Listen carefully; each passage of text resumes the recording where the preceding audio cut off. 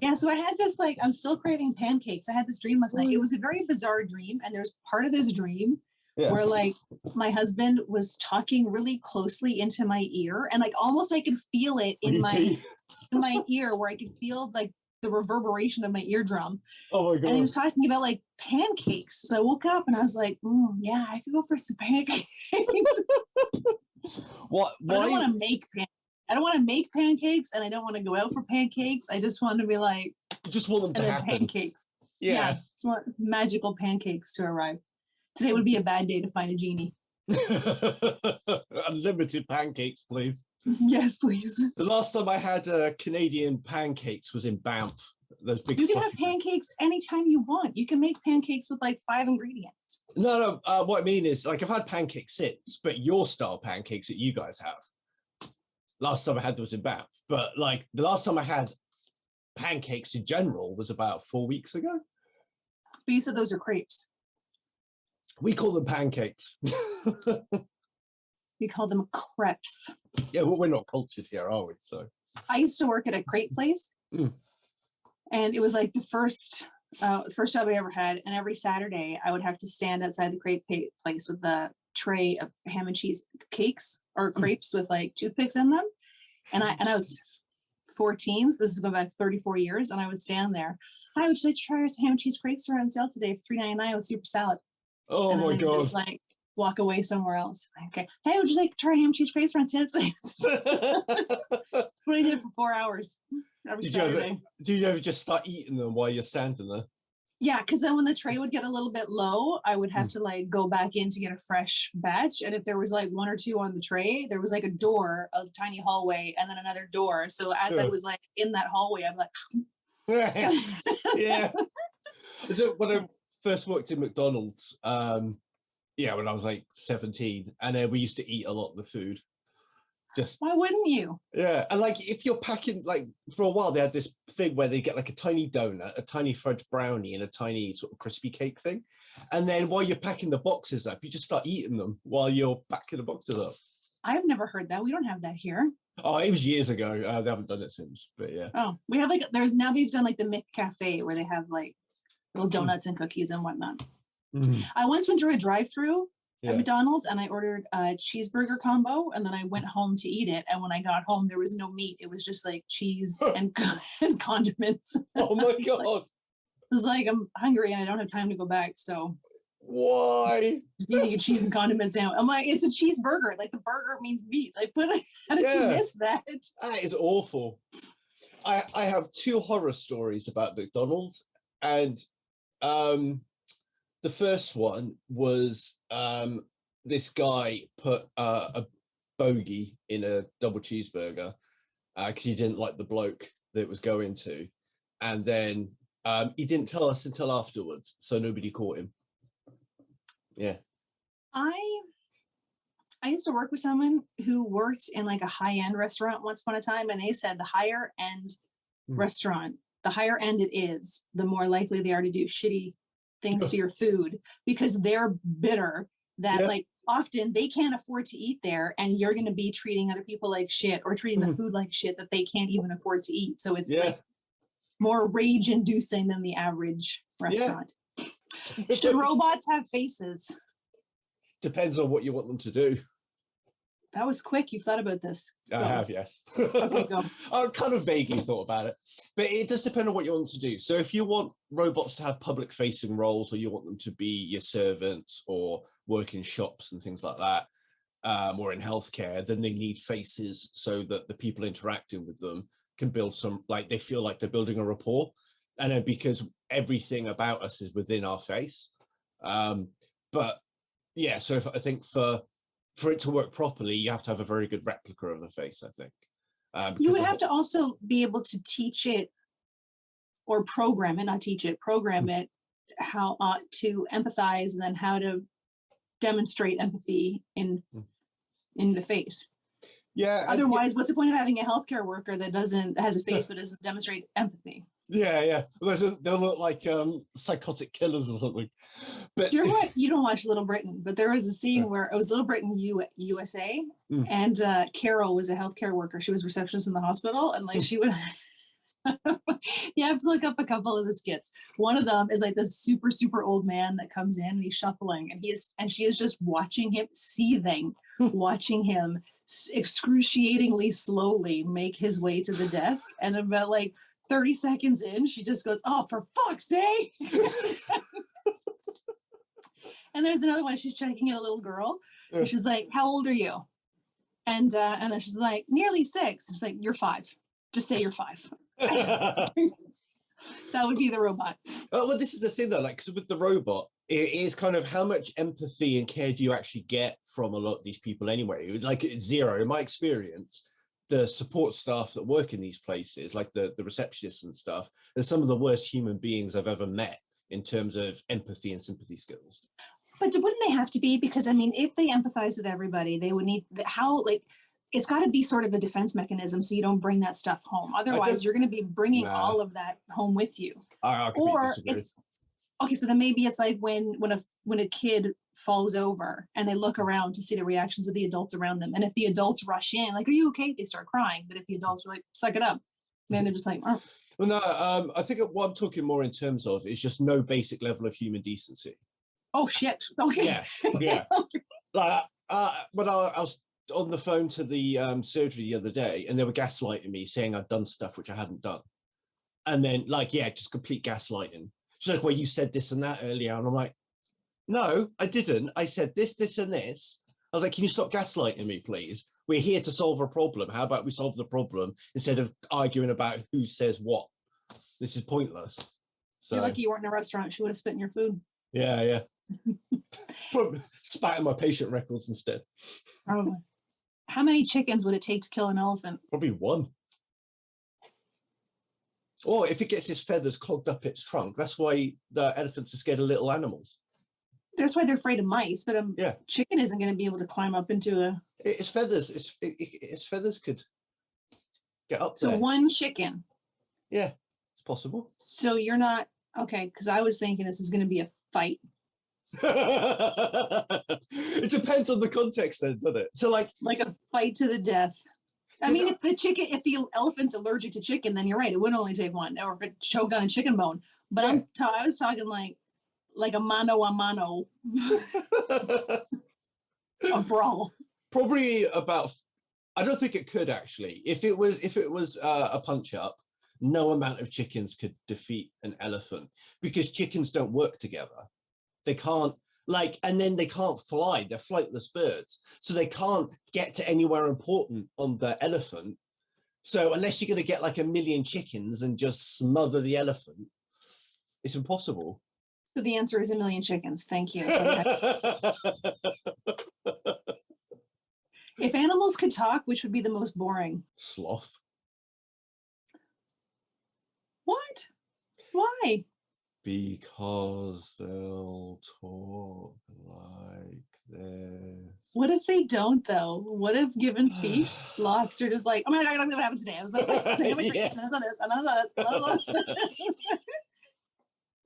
They expend all their energy speaking. That's why they move so slow. I can't believe what happened next. I can't believe what happened next. Well then, that if that is what happens, then it might be quite entertaining. And it would take you aback as well, because you wouldn't be expecting it. That's true. I think goldfish, if we're talking like domesticated pets, I think goldfish, because they never leave, like all they're seeing is you. So they would be telling you what you did. And also, we know how much I hate repetitive conversations, right? Yes. The goldfish memory lasts for 2 seconds. That's a myth, actually. Oh, I don't believe it's entirely a myth. No, it's a myth. But even, I mean, like, what could it possibly tell you? I went into the castle today, and then I came out of the castle today, and then I went back into the castle today. But no, it isn't. Hold, please. I don't believe you. Did PhD tell you that? Fuck you. My intuition will be that it won't be specifically their short-term memory lasts for 2 seconds. It's probably a lot more complicated than that, and that's where the myth lies. And then I bet that this website will still get it wrong. 5 months. 5 months. Scientists have proven that they can Remember? These are the same scientists that told me about the penis fish and got it wrong. No, these are probably legitimate scientists. What did your guys have their PhDs in? Hand holding and English? No, this is actually science.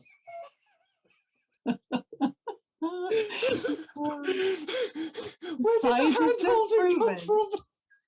I knew someone who was getting her master's degree in like teamwork, and we used to call her master's in hand holding. That's basically all that is, yeah. Scientists have proven that goldfish memory spans are nowhere near as short as 3 seconds. Your goldfish can actually remember things for at least 5 months. And do they give a citation? Not this one.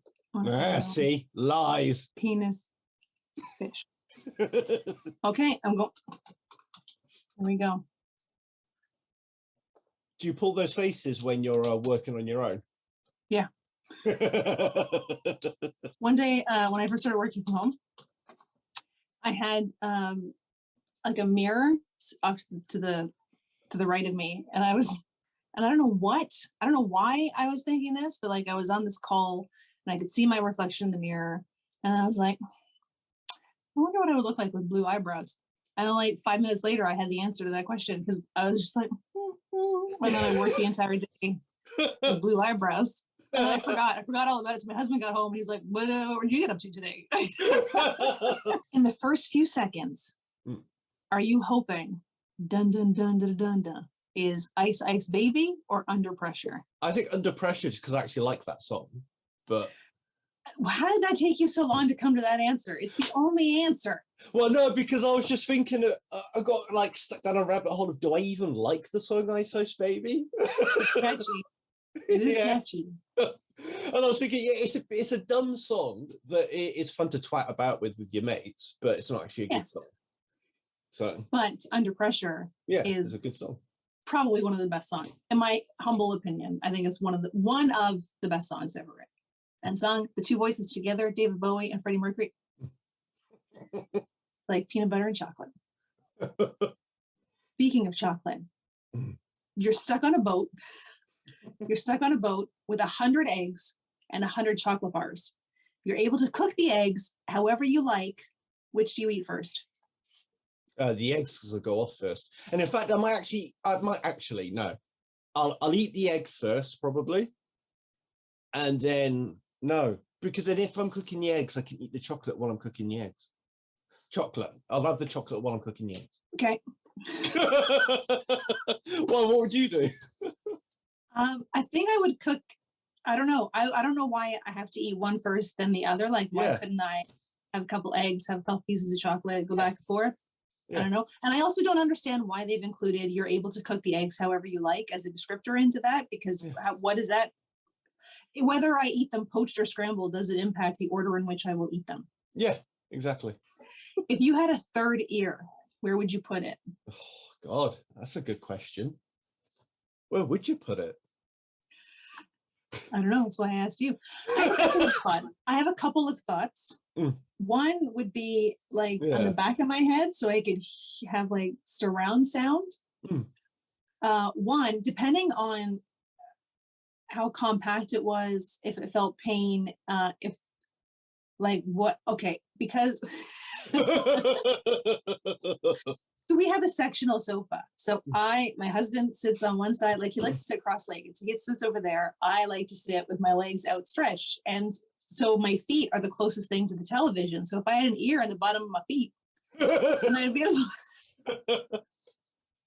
be able to hear better. Although that would be uncomfortable, presumably, like walking around. If I went swimming, then I'd get like water in my ear, and I'd have jump to, like, in it. I'd have to like shake it out. So that would hurt. And then like I'd want to pierce it, and that would be weird if I was walking in that all day. So I would probably. But then if I'm like hanging out watching TV, I'm just sitting there with it towards I don't know. Also, like you're going to be sitting, like walking around, like stepping on all that stuff. You would never be able to walk barefoot again because all the crap will get in your ear and you get an ear infection. I don't walk barefoot anyway. I hate being barefoot. I hate wearing socks. But I also hate being like walking around barefoot. I always have like shoes on, not shoes, like I have house shoes. But this is the problem though, isn't it? Because you can't have an ear on the bottom of your foot then, because you'll never be able to hear anything. So it'll be like sitting like this all the time. Just in that one, these two would still hear, but that one would be handy when I was watching television. I know, but you've always got something on your foot, so you won't be able to hear the television through that. Not when I'm watching, like whenever I sit, I'm not like I have my house shoes beside me, but they're not on my feet. But okay. So and I don't think it's practical.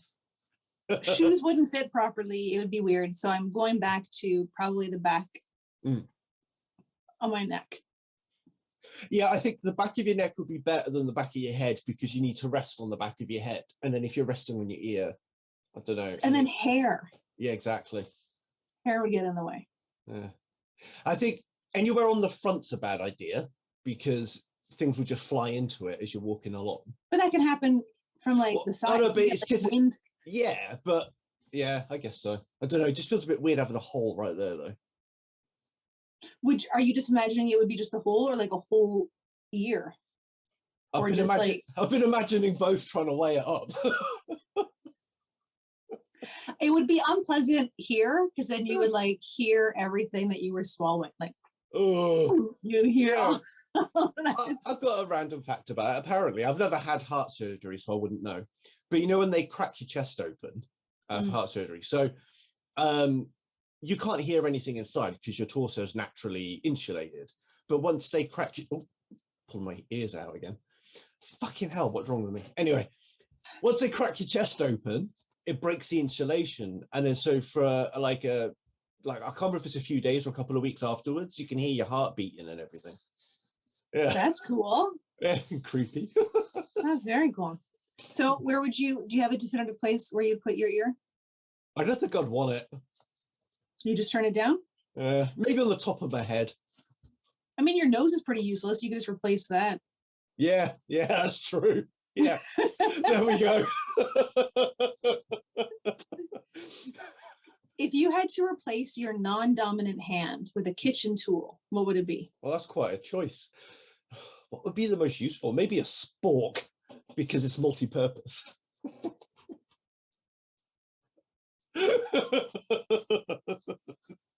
You clearly have an opinion on this. I truly believe the spork is the ideal piece of cutlery. I mean, I don't know why everything is in a spork. Admittedly, it's a little tough to eat like noodles that you need to spin, but that's a small prize. I eat the majority of my meals with a spork. Yeah, I don't have a spork, and I think I'm much the more poorer for it. You definitely are. You can. Yeah. There's no reason you shouldn't have spork. It's not a luxury item. You can have sporks. It's true. Tomorrow. I mean, I 100% agree with you. And then I was expecting an admonishment with your facial expression. No, like if I were dating again, that would be like the first question I asked on the first date. It would be like, spork, spoon, fork, go. And she goes for spork. I'm like, this date is over. Yeah. And you wouldn't even wait to eat the food and get them to pay for it. You would just storm out. Yeah, I will. Like my husband's, he's anti-spork. It's what? And you're still married? I didn't know until I didn't discover the magic of sporks until a few years ago, and then when I did, we were already like in love and shit. So it was just like it felt like a bad reason to get a divorce. I don't think so. I tolerate it, but like there are occasions we'll go out for dinner, and I'm like, fuck, I should have brought my spork. So what do you get away with in return then? Because this is a pretty big ask that he's asking you to handle his hatred of sporks, and you have to put up with that. So what do you get in return for this? Okay, I think it's a cutlery for Cutlery Trade because he eats like he never uses a tablespoon to like eat soup or chili or anything. He always uses a teaspoon. What? So yeah, so I make fun of him because then when like I'm serving something up, I'm like, "Do I hear itty bitty baby spoon?" And then yeah, he uses he like cereal. He'll use like a teaspoon. What? Anything he eats with a spoon, he eats with a teaspoon instead of a tablespoon. How are you still married? This is insanity. I don't know. We're gonna have some words when he gets home today. But he gets to make fun of my sporks. I get to make fun. No, but this is the difference, though, is that there's nothing wrong with the spork. There's everything wrong with eating your cereal with the baby spoon. I mean, it's not. Are we calling teaspoons the same thing? Is this a UK Canada difference, or like? I don't think so. No, teaspoon's the little thing. It's not tiny. Like we have two size spoons. Yeah, you got a tablespoon and a teaspoon. Yeah. Okay, so it's the same thing. Yeah, he eats everything with a teaspoon. But that just seems to me if you're trying to dig a grave with a spoon instead of using a fucking digger or a shovel. That's the same. Yeah, it's highly inefficient. You're gonna get one Cheerio on the thing. But he argues that then his food lasts longer because there's less getting into his gob at a time. No, cereal goes soggy. I know. Yeah, that's a huge problem for me. My parents used to, more my dad than my mom. He used to pour his cereal and then fuck off for an hour and come back and eat mush. Basically, it was mush by the time he got to. So he would eat everything had to be super soggy and gross. And the moment my cereal loses its crunch, I'm like, this is bullshit. Yeah, it's just gross. At the moment, I really like crunching up cornflakes. It's my special interest for breakfast food at the moment. And by the time I get about 2/3 of the way through, it's going all soggy and horrible. And then that's why you always have to eat it in shifts. You have to put just a little bit in your spoon, and then if you're still hungry, you add a little bit more versus putting it all in at once. I think I've just had a Pazsitzky effect. I need to write this down. A what? So it comes from Christina Pazsitzky, and it's basically you've been doing something one way your whole life, and you've been bitch moaning and complaining about it without realizing there was a very simple solution. And then once you find that solution, it changes your whole life. But generally, the thing that you were doing was really dumb, and the solution is really obvious. Well, that's fine. I mean, you weren't eating cereal in a dumb way. That's how the majority of people eat cereal. Yeah, it's dumb. One sitting. So that's not a dumb thing. I mean, I feel like I've had one of these things happen to me recently, but I cannot for the life of me remember what it was. Oh, hi there. Are you looking for a fun pair of glasses because you don't have your own personality? What? Well, hi there. Are you looking for some fun glasses to showcase your unique style and personality? That was better? That was a good one? Okay. Then you should go to Zylool.com. Because whether it's your personality or someone else's you want to show off, you'll find glasses at Zylool for incredibly low prices. And you can use my promo code to get even more of a save. GVizzle Save 8. Doesn't expecting the unexpected make the unexpected expected? Okay, how? Doesn't expecting the unexpected then make the unexpected expected? Because you weren't expecting it. Okay, I'll use it again one more time. Doesn't expecting the unexpected then make the unexpected expected? Yes and no. Because even if you're planning and expecting the unexpected. So then when something happens and you're like, oh, that was unexpected, it's like, is it though? Because But it depends if you're talking in general or if you're talking about specific things. Because if you're talking in general, you can't prepare for all the unexpecteds or expect all of them because you don't know what all of them are. Exactly. So that's why they're unexpected. But then if you always expect the unexpected, anything that's unexpected would be like, oh, I should have seen that coming. Yeah. Yeah. If a kid refuses to sleep during nap time, are they guilty of resisting arrest? That's not even a question. That's a dad joke. I know. It was just really cute. I had to put it in there. When does it stop being partly sunny and start being partly cloudy? I think it depends. This is another glass half full thing, isn't it? Like of a perceptual thing. So I think that if it's been sunny and it's getting cloudy, then it's partly cloudy. But if it's cloudy and then it's getting sunny, it's partly sunny. That's a good way of thinking of it. It's the only way to think of it. Oh, is it? Yeah. PhD told me. That eye roll was loud enough. If I had an ear on my forehead, I could hear that eye roll. How do you know that you're not hallucinating? You don't. How does that make you feel? You're my therapist now.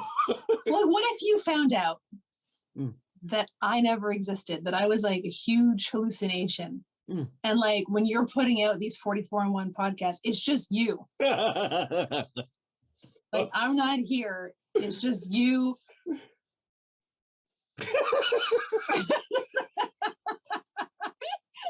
That does like sound like something that could actually happen to me. Like my brain finally snapped.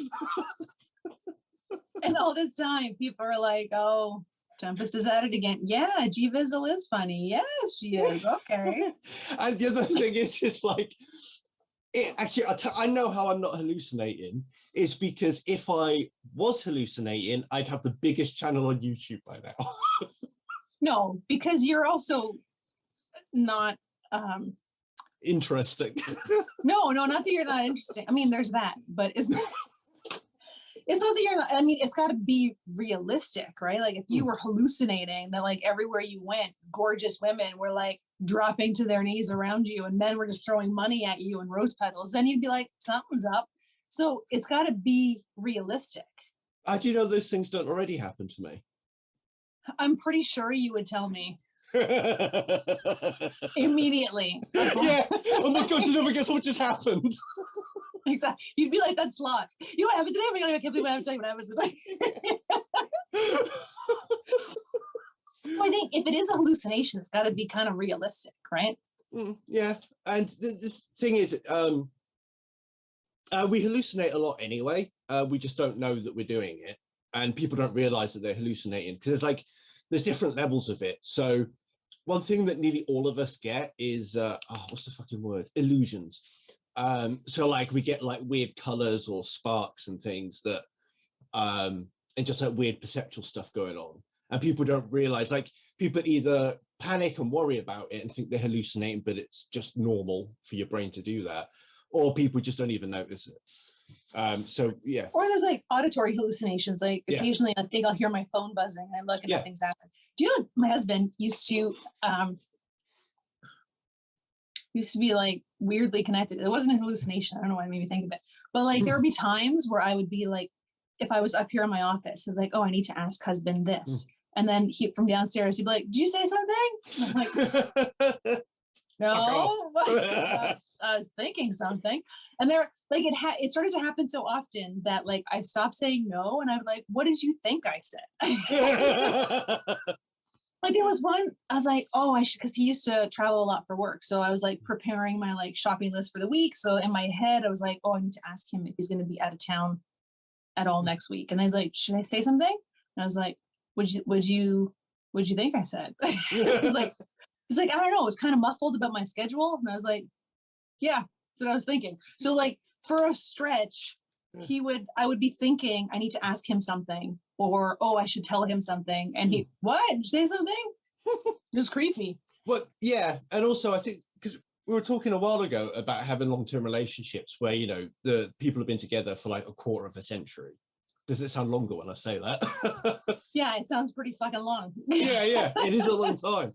And the thing is like, because there's a lot of unconscious cues that we don't know that are going on between people. It's happened when we were on separate rooms, no, this is separate floors. Yeah. So it's not like, you know, because I have this tendency before I say something, I'm like, like a shark. I got to take in breath. And then like, it's not like I did that. I was just like, but you know. Well, if he can hear from downstairs, then there's no reason he can't hear me when I tell him to take out the fucking garbage. Just kidding. And he'd listen if you told him, when you tell him how to fold the towels properly, and he doesn't listen, and you have to throw him out because he's fucked up the towel. The only thing he doesn't fold, the only thing the biggest flaw we had with the folding was shirts. When he would fold a t-shirt, it would fall apart. I don't know who taught him how to do this, but like when we first started living together and we would be like folding stuff together, we would just like pull whatever out of the dryer, fold it, and then like I would move a shirt and it would just unfold in my hands. And I was like, can I just please show you who taught you how to do this? So now, yeah, towels, I don't care. Like I said, we don't fold towels. We just put them back. Yeah. But yeah, he was terrible at folding t-shirts. Yeah, no, what I was trying to say is like, you kind of get used to each other's rhythms and things. And And then there's like a lot of stuff going on that we don't even understand is going on. Like even psychologists and stuff. Like there's like Jung talks about this a lot with the social unconsciousness. So there's obviously some kind of interplay going on where you've been together so long, you've been around each other for so long that that he's perhaps picking up on something. Because it happens too frequently for it to be coincidence. So there's some kind of energy between you two, which means that you've connected on a different level. It's a weird, there was a weird stretch where it happened a lot, and it hasn't happened in a while, but there was a weird stretch where it was like, it was getting unnerving. Yeah. But then it just, it doesn't happen nearly as often, but I still try to will it sometimes, because I'm like, did you sit there like in front at your desk just going, bring me coffee? And then Gozer comes up. What? That hasn't worked. Gozer. When does the future begin? Well, never really, does it? Because it's always the present. It's not. It's always the past. No, but now it's the present. It's not the present. When you started that sentence, from the time you started that sentence to the time you finish that sentence, the beginning of that sentence is already in the past. Even the sentence I just said is in the past. There's no present. There's no future. It's only past. No, because the only thing that exists is now, and that's ever changing constantly. The past doesn't exist and the future doesn't exist. There's only now. But now isn't the present, because every moment of now is happening. It's happened. The beginning of this word and the end of this word is past. Okay, but look, say if you've got like this pen, right, is the present, and then this is time. And then as the present moves along time, the present still exists. You know, it's still there. But by your token, the end of that pen. Yeah, I got fucking pens too. The end of this piece of the pen is the tail end of that. So like it's always past. But this is the past, and that's the past, and that's the past. Everything happened in the past. That's the past, and that's the past, and that's happened in the past. Everything is past. Who sounds like the sloth now? Hey, buddy. It's all past. No, because the past is stuff that's already happened. So all that stuff you just said doesn't already happened. But it doesn't exist anymore because it's happened. But pen still exists. The paper still exists. I know, but the moment in time is gone. I still exist. I was created in the past. Well, we've just established. Or am I a hallucination? That's what I was about to say. We've established that you're a hallucination. This is in my head. Full circle. Do you want to know an interesting fact in the world? An interesting fact, random fact. Go for it. Nearly 80% of people who die from drowning in the USA are male. That makes sense to me. Did you know that when movies show someone drowning, that is not how people drown? Is it not? It's not. It's very quiet. It's not like that big gasp of breath, because if you are drowning, you don't come out of the water long enough to take a big enough intake of air to call for help. So it mostly happens underwater, and it's very quiet. So if you see someone in the water and all you're seeing is like the top of their face and they're kind of bobbing, that is a sign of drowning, not the like. And I guess as well, like all of your energy is going to be put into that survival of trying to stay alive. You're not going to be doing all that shit. Yeah, you don't have the energy to do any of that stuff. Yeah. I think I'm just going to start hating Sporks now, just to spite you. You're the only fool in yourself if that's the case. Yeah, I'm just doing myself a disservice. You're the one missing out. You'll be doing a grand disservice. I'm going to have to go buy a Spork now. You can buy a 6-pack on Amazon. Why do you need 6 though? Because I don't wash my spork every time I use it. I put it in the dishwasher, and then when I want another spork, I have another spork at the ready. Okay then, fine. You and your good ideas. Do you only have one plate and one cup in your house? Yeah. That I'm allowed to use anyway. I have my designated cup, bowl, spoon that I'm allowed to use. I'm not allowed to touch anything else. Is it a sippy cup with handles? Yes. It's a Tommy Tippy. But you're using a big boy cup today. I saw. I know I was, and I had my milk in it. Legit. Yeah, I drink milk all the time. I cannot remember the last time I had a cup of milk. Oh, I fucking love milk. A few years ago, I switched from full fat to semi-skimmed just because it's probably going to give you loads of cholesterol otherwise. So I thought, yeah, but now I just drink semi-skimmed all the time. I like cashew milk. Haven't we spoken about that? Cashew We milk? have, I think. Yeah, and do then I was like meant it. to get some and I forgot. I do like it, especially in cereal because it adds like a tiny little nuttiness to the cereal. It's tasty. What cereal do you have? I have right now a couple, a honey bunches of oats and like a vanilla almond Special K. Yeah. Special K changed their flakes. No one seems to believe it's like It's what's a that conspiracy. thing? What's that thing? And everybody remembers the Mandela effect. Like the Mandela effect. Everyone's trying to convince me that Special K has not changed their flakes, but they have changed their fucking flakes. And I don't know why people think they haven't changed their flakes. And like even like I think my husband and I were the only ones. In their new style of Special K, they had like multiple types of flakes, and like occasionally you'll find one that was like the original, the OG Special K flake. And when it happens, we're like, look. This is what it used to look like, remember? And he's like, I remember. Do you remember? I'm like, I do remember. But no one else seems to remember. I think maybe you've gone off the deep end a bit, perhaps. Maybe. I also, when I was a kid, I'm just going to keep going about cereal. I used to love Rice Krispies, and I used to like load it with sugar. Oh. It's no wonder I was fat. I used to load it with sugar so that the bottom of it, it was like syrupy. Oh man. Here's a preview, a kick-ass fact preview. Sugar preference, I guess, and bone growth are directly related. Really?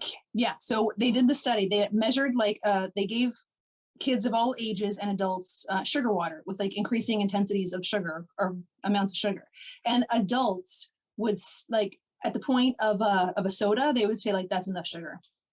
But young kids, the younger the kid, the more and more sugar you could give them, and they would never say something was too sweet.